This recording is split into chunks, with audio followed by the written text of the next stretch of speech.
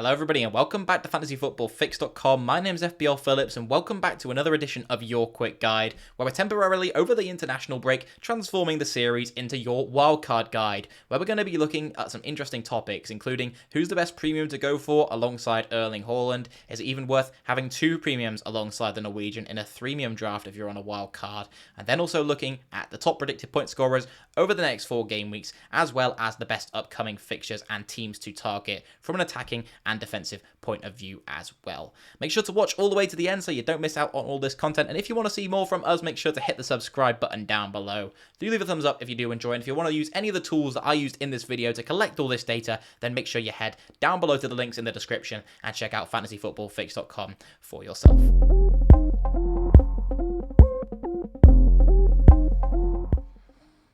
So as mentioned, the first thing we're going to discuss is who to go with alongside Erling Haaland, with the Norwegian of course being the standout option to own from an expensive player's point of view. But these are the 4 players I think are in contention for that second premium slot in your side if you're on a wildcard, or indeed if you're not on a wildcard and just looking to make sure you optimize your points over the next couple of game weeks by bringing in the right premium asset, where of course a lot of your FPL points are going to come from.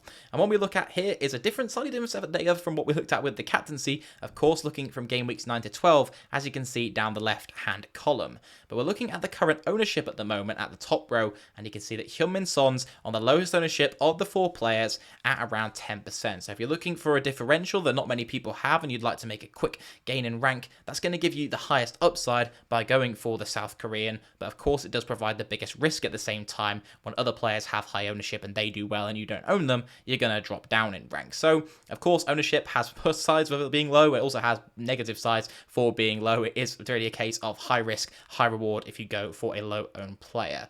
But when we look at some of the actual data over the next couple of weeks, we can see that predicted points go in favour of Mohamed Salah. He is the highest predicted point scorer of the 4 on 22.7 over the next 4 game weeks, which is interesting to see. It is worth noting that Kevin De Bruyne's total of 18.5 does include game week 12. Now, of course, the Manchester City-Arsenal game is postponed and won't be happening. So this is only for 3 game weeks for Kevin De Bruyne, with Manchester City not having a fixture in that game week, which is worth noting that you'd most likely sell Kevin De Bruyne or indeed bench him in that week, so you'd have an extra player in here. And when he's only roughly 4 points behind Mohamed Salah, that's not actually too big of a gap, and over 1 game week you can definitely make that up if you get a decent haul in your FPL teams.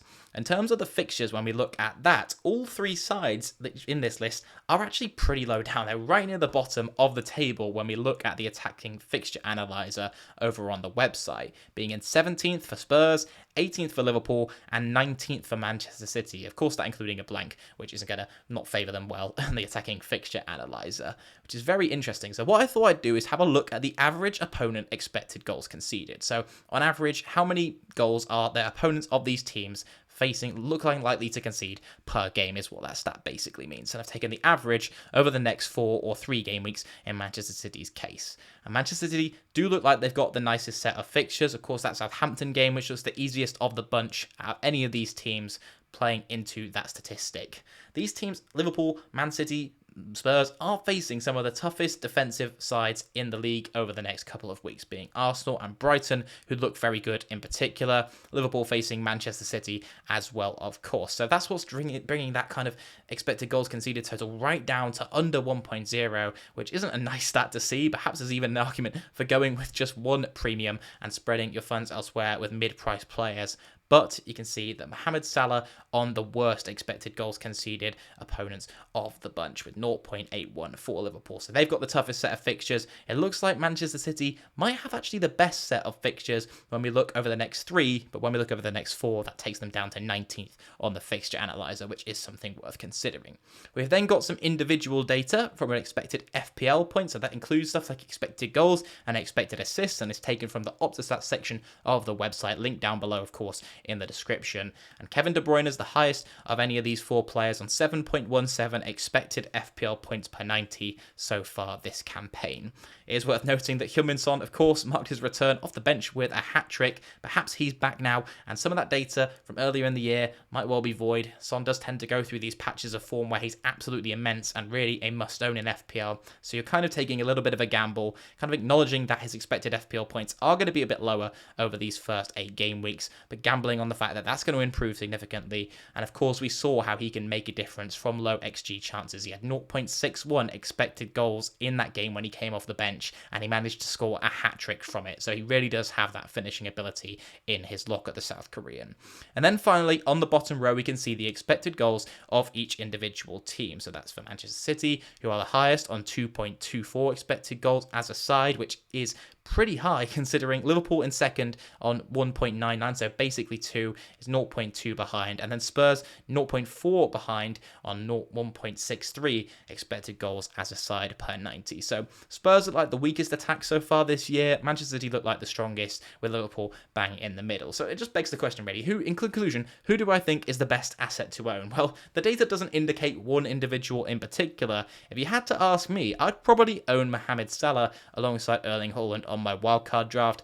I know there's a bit of a gamble on Liverpool getting back into winning ways, improving their expected goals as a team, Mohamed Salah improving his output as well, but he has penalties, which you can't say the same for Kevin De Bruyne and Heung-min Son. Harry Kane, of course, does have penalties, but Mohamed Salah as a midfielder has that extra point for a goal. He has that clean sheet point potential as well, and I just think Salah will probably come good at some point this season, and I see it happening sooner rather than later. So Salah would be my pick. Let me know which of the premiums you're going with alongside Erling Haaland or currently owning your team down below in the comments. But let's get into having a look now at the predicted points over the next couple of game weeks.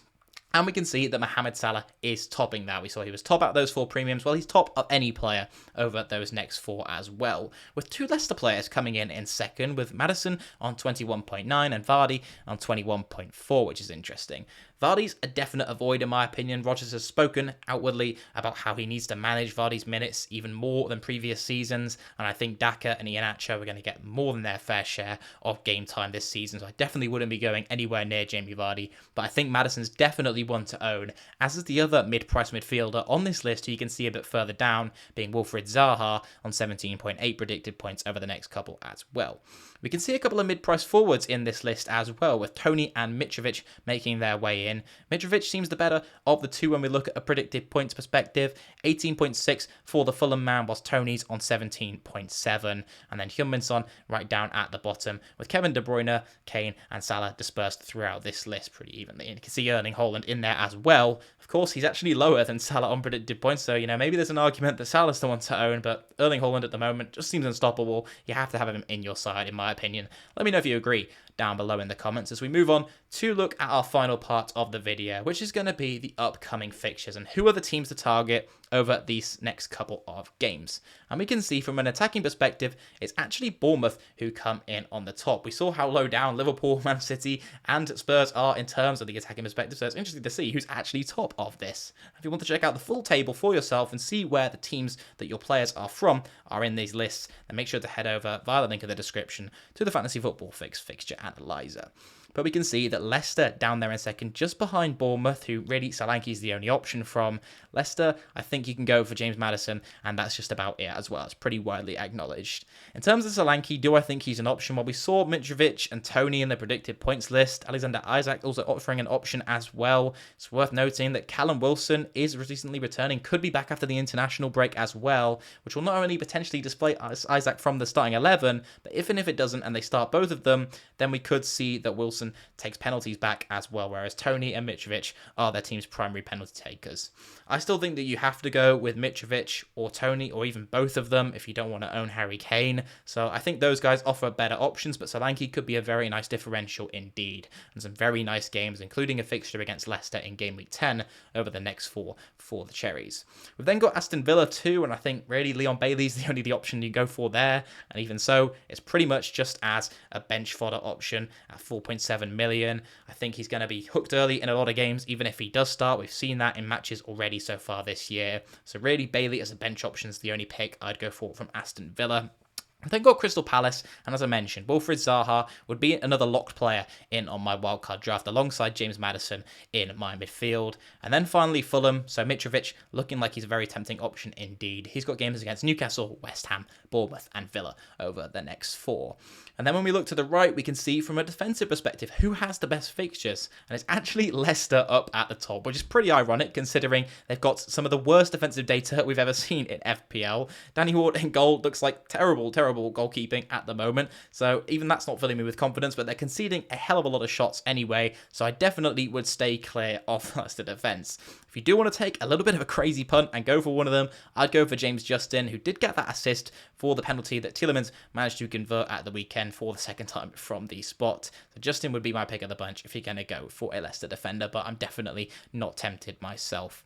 We've then got Fulham, who likewise I probably wouldn't go for any defensive assets from. They look like they've been conceding goals pretty much every game at the moment. And the same story has been said for pretty much all the defences in this top 5. The only defence I'd really be looking to target is perhaps Crystal Palace at the bottom there. Maybe Mark Guehi as a defender, or you could go for Gaeta in goal, who of course has been a very popular goalkeeper option on the wild card. The Crystal Palace fixtures look very decent, and of course when we're looking at these fixture rankings, we're including game week 9, which has the Chelsea game in it. So even with that, Crystal Palace in the top 5 for defensive fixture difficulty. So let me know, who are the players you're targeting from some of these teams? How many players do you own in total from these 10 teams combined? I know some of them feature twice, but let me know how many players are in your squad down below in the comments. I'm interested to get involved and answer some of your questions as well, so leave any questions that you've got regarding your own teams and dilemmas that you have on your wildcard. But thank you very much for tuning in. I'll see you very soon. Goodbye.